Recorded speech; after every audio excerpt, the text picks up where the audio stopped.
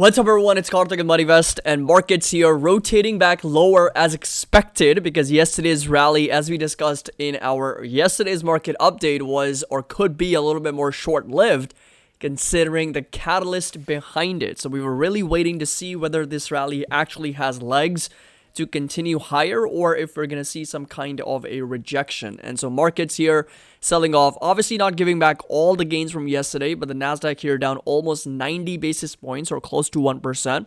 S&P 500 was down 21 basis points and the Dow Jones here dropping 16 basis points here. So we were red across the board for all three indices, and the portfolio was down a little bit over 6,600. Obviously not even close to the gains from yesterday when I was up a little bit over 21,000 in a long-term portfolio, but nonetheless still selling off a little bit here, 64 basis points on the day. And of course the overall market cap change for S&P 500 was a little bit over $111 billion, with Magnificent 7 down over $351 billion, with Apple obviously having its worst day since August of 2024 on some news and some catalysts around China sales are dropping significantly for iPhones.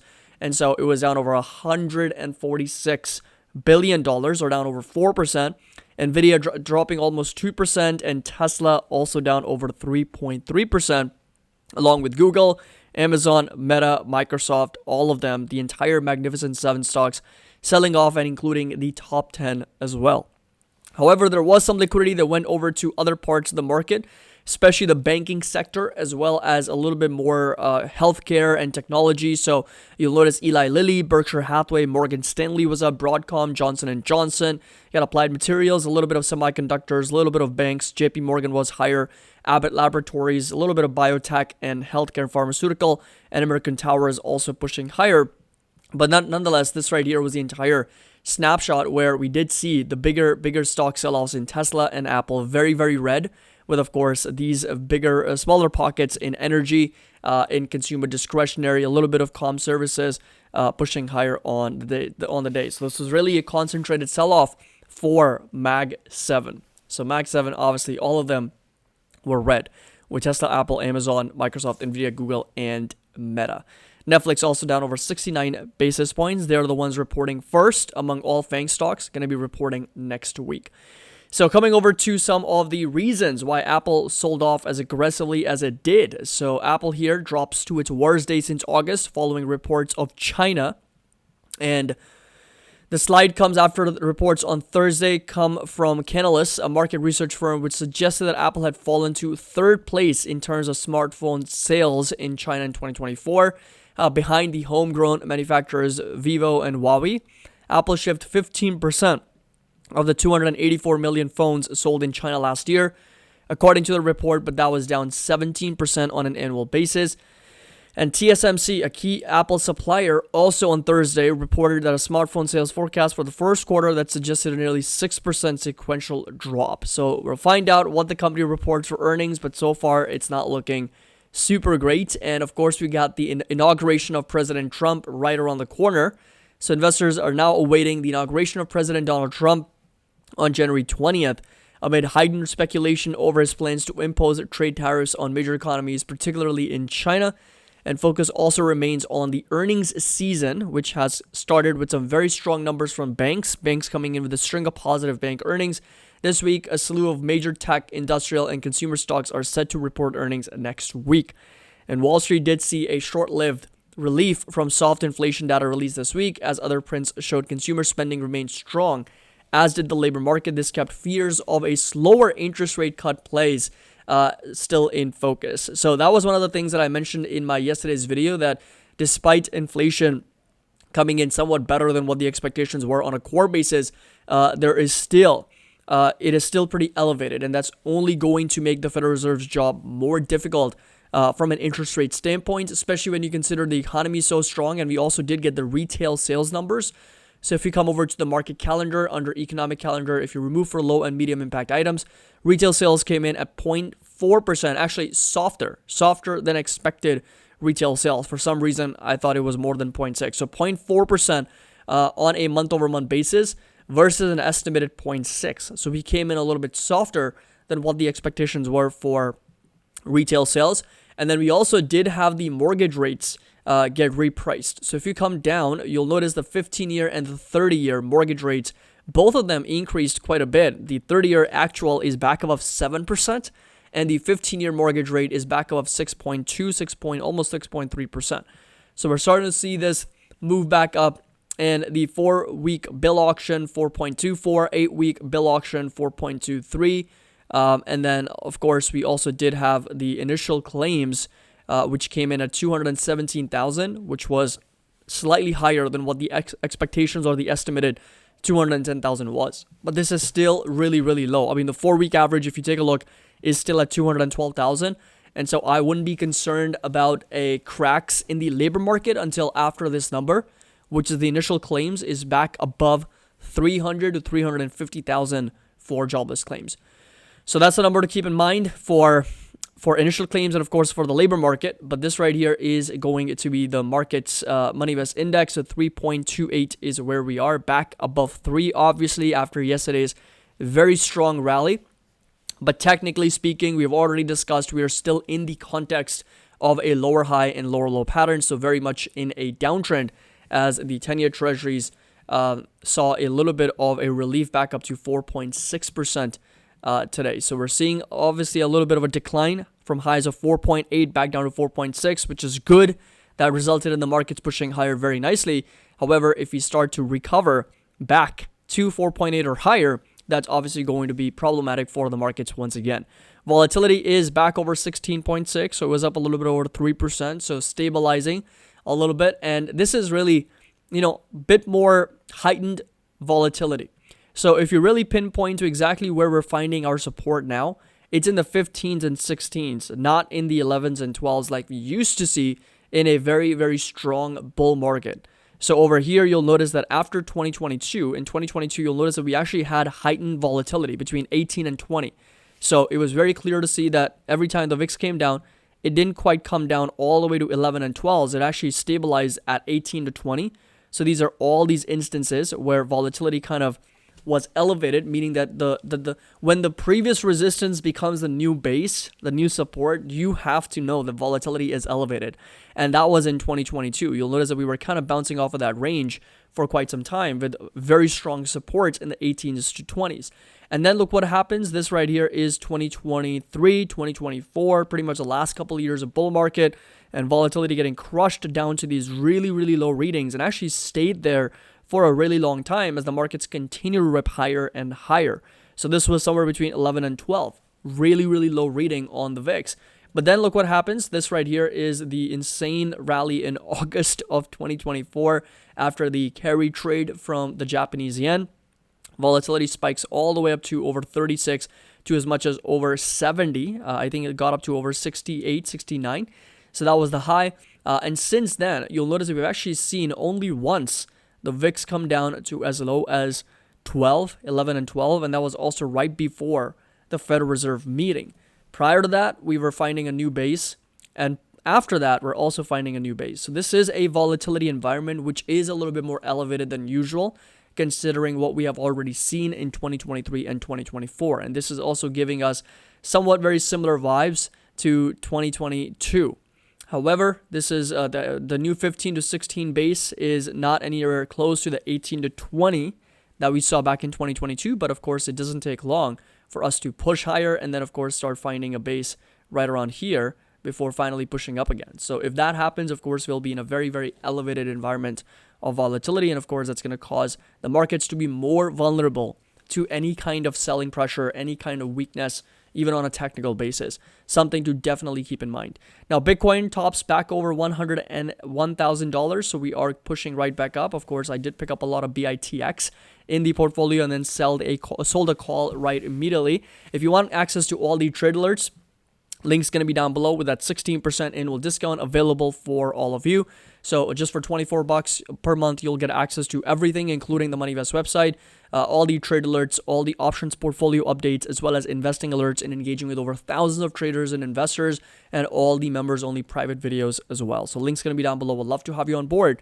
Again, if you have any questions, please feel free to reach out because we're genuinely here trying to help each other, support each other, and our engagement has shot up because of how much we're really, really trying to help each other. We're really sharing the best ideas and the tips and tricks and strategies to learn and support each other. So coming back over to market breadth, a very, very important indicator. Just take a look at how this thing has shot up so quickly after yesterday's rally. We are now back up to almost 67% of stocks trading back above their 20-day moving average. So the short-term momentum is very strong, but the longer-term moving averages, 50 and 200, yes, we did get a little bit of a rebound, but we're still lower compared to where we were just a few weeks ago. And again, the lower this number gets, the better those buying opportunities will be. So I would really prefer for this number to be in the low teens to as much as in the single digits, both of these numbers. But this right here, we're seeing a lot of momentum back up on a more short-term basis for a lot of these stocks in the S&P 500. Now coming over to the market, so S&P 500 here, seeing a red candle as we discussed. This is the downtrending channel. Very, very clear overall analysis that we're making lower highs and lower lows. Of course, getting rejected there at this lower high. And support level is going to stay put at 50 at 50 to 5800. Down to as low as 5750 to 5700. So this right here is the downtrending channel for S&P 500. Nasdaq is in a very similar boat. So selling off very aggressively with a massive red candle, and we're back down to this support here that we're watching for the Nasdaq. That's going to be sitting roughly at 19,300 to 19,200 for the Nasdaq. So this right here, Nasdaq composite, lower highs and lower lows, a little bit of a downtrending channel. Yes, expecting a maybe bit more upside to getting up to this lower high at 19.8. However, today's red candle definitely shows a lot of weakness for the market and the lack of momentum from yesterday's rally that we witnessed. Now, very quickly, I also want to go over the dollar index. So DXY, trading at just over 108, almost at 109 again. We've talked about DXY in our previous videos, which the higher it goes, the more problematic it becomes for especially these big tech companies, Mag 7 companies, because a lot of their revenues come from outside the US. And so if the US is appreciating against a lot of these currencies, then it becomes very difficult for them to hedge on those foreign exchange losses. And trust me, foreign exchange losses are or can be huge for a lot of companies if a lot of their revenues are coming from overseas.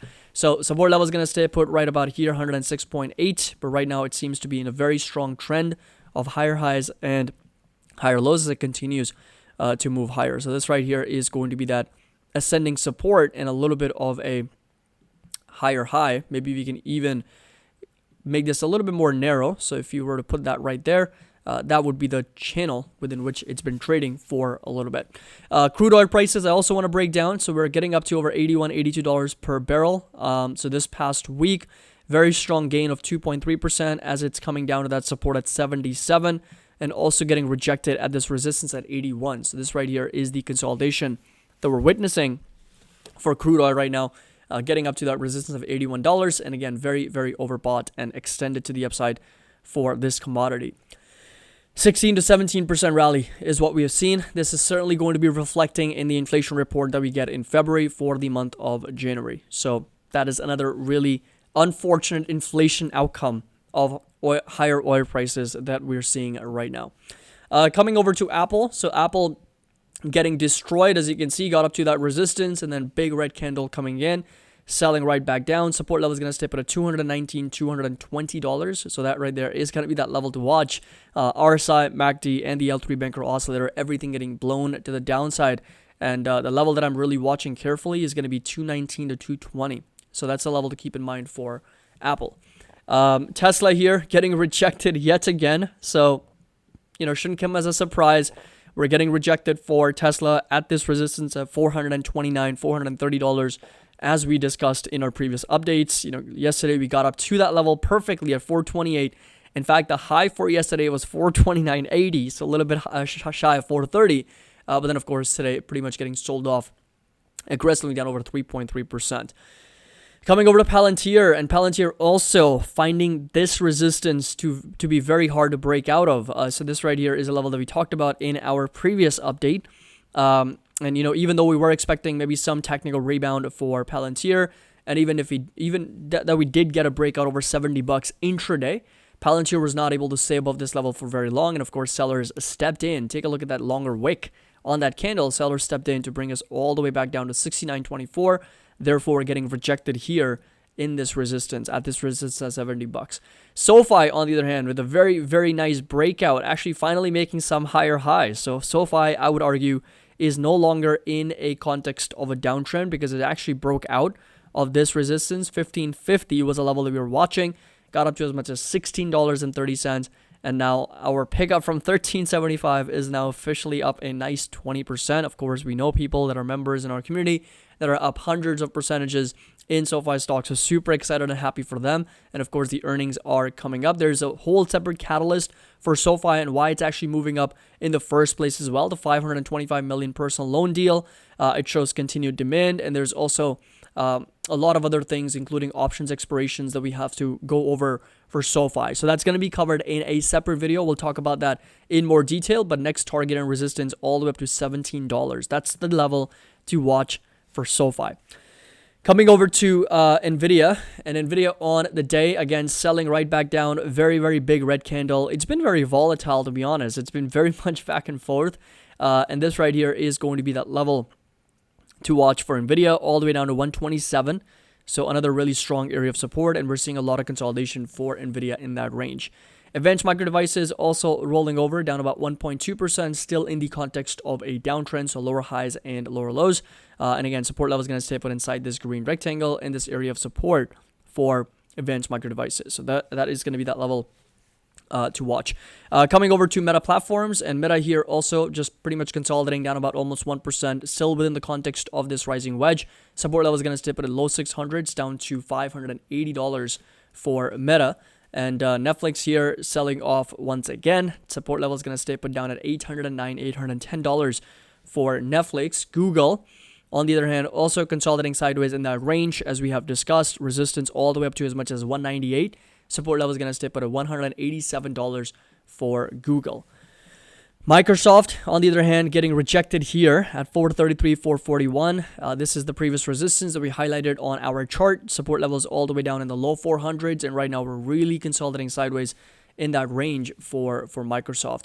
And finally, we come over to PayPal and Visa. PayPal once again getting rejected here at this resistance. As we discussed, a lot of these stocks are coming up to their resistance right now, so it's a really important test to whether we break out or we get rejected. And so far, we've only gotten rejected for a lot of these companies from these levels. And support level is going to stay put at $84 for PayPal. Visa, on the other hand, once again, making its climb back up to 321. That's the resistance. Support level staying put in the low 300s, still within the context of this very nice uptrend of higher highs and higher lows. And then finally, looking at ENPH with a breakdown below that support of $64.90, $65. So we'll go ahead and turn this level into a resistance. Next support is going to be down to $58, $59 for ENPH, and again, down about 3.5%. So definitely showing a lot of weakness right now for ENPH. And then finally, you come over to Costco, and Costco also coming down to its support. So this right here is going to be that level to watch for Costco. A lot of consolidation sideways. Resistance all the way up to as much as 961. And if we do break down below this level, next support 867 for Costco. Still pretty oversold on the RSI, the MACD, and the L3 banker oscillator. So there you have it. That's the market update, and we are still showing a lot of weakness in this market environment right now with some elevated volatility. Dollar index still pretty elevated. The yields are still pretty high, and again, we're seeing the downtrending channel for the Nasdaq, for the S&P, still within the context of a lower high and lower low. So is Palantir. Tesla struggling to break out above its resistance. Apple having a brutal day. And then, of course, not to mention a lot of these individual stocks, including Magnificent Seven, seen a lot of outflows as there is continued profit taking in the markets at the moment. Around a lot of uncertainty with inauguration of President Trump, the Federal Reserve meeting coming up on the January 29th, and of course, we've got a new round of earnings getting started for the entire market. So hope you all enjoyed this video, found it helpful. Make sure that you drop a like, and don't forget to subscribe to the channel, and also join our Discord and Patreon with that 16% additional discount if you want to get access to everything, including the MoneyVest website, including the trade alerts, all the members only videos. And as always, happy investing. I'll see you all in the next video.